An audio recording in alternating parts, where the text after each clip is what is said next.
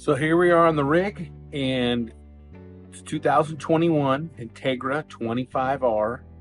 Bought it brand new. Had the no-name generic lead acid battery that came with it. I bought one extra battery, just El Cheapo Walmart battery. I think it was about 80 bucks to be a second house battery. And I've been using those house batteries for 3 years plus. So they've done me well. I've kept them charged. I leave my rig plugged in when we're not using it. So I've always have a good status of charge on my batteries. So that's big. You know, if you let them go lead acid, you let it go dead once or twice, they're done. So they've served me well, but they're starting to go down really fast. We go to the beach for the afternoon, just having the fridge on and the house lights here and there. We went to lift the jacks up, and it said low voltage, so we had to fire up the generator, get the batteries built up a little bit for a few minutes, and then jacks came up fine. So I was like, okay, it's time for new batteries. So we get to that thing, can I use lithium ion? And going on all the Entegra forums on Facebook and whatnot, some people are like, you can do it, even if your converter's set up for lead acid. It won't charge the battery to 100%, but it's still way better than lead acid. And some people are like, no, you can switch them over. So for 21, somewhere in there, for sure, they switched over to where you have a converter where you can switch to lithium ion, 100%. Because there's a sticker on the panel. I've never read it. It's kind of small font. I had to take a picture of it and zoom it in, but I'll show it to you right here. We'll put it on the screen. The stickers clearly says you can switch to lithium ion. You just have to make an little change of setting on the converter. So that's what we're going to do. We're going to change the setting. I'm going to put two 100 amp hour, 12 volt batteries, running them a parallel, just like I was running the lead acids. Got a little bit smaller batteries, so we'll save some weight. Got them on sale, Amazon Prime Day. They were way less than 200 bucks each. So really not that much more than lead acid. And I should now have 200 amp hours, 200 usable amp hours. Because, you know, even before the 12 volts you have on a lead acid, if they say they're 100 amp batteries, you can use maybe like 50. And then the voltage gets so low that you can't use them. So realistically, 200 amp batteries before was giving me maybe 100 usable amps. Now with lithium ion, you can run those things down almost all the way and they still go. So I've never really had a problem with the lead acids. The reason I'm going to lithium ion is it'd be nice to hear an inverter or something in here. So we're switching out. It's time to buy new batteries. Got a smoking deal on Prime Day, like really good deal. I think they were like 169 bucks a piece or something. So, and they're way smaller than the Group 24s that are in there now. So we're going to switch them out. I'll walk you through it, and we're going to do it. And I'm going to walk you through changing the converter over to the lithium ion switch. Never done it.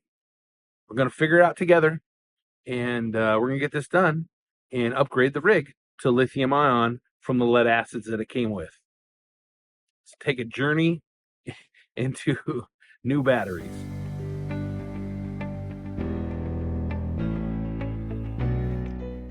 So we got the panel off, and you can see right at the bottom there, that's the converter. So the access is real easy. Now I only had one screw in the center, but you can see it was a square bit.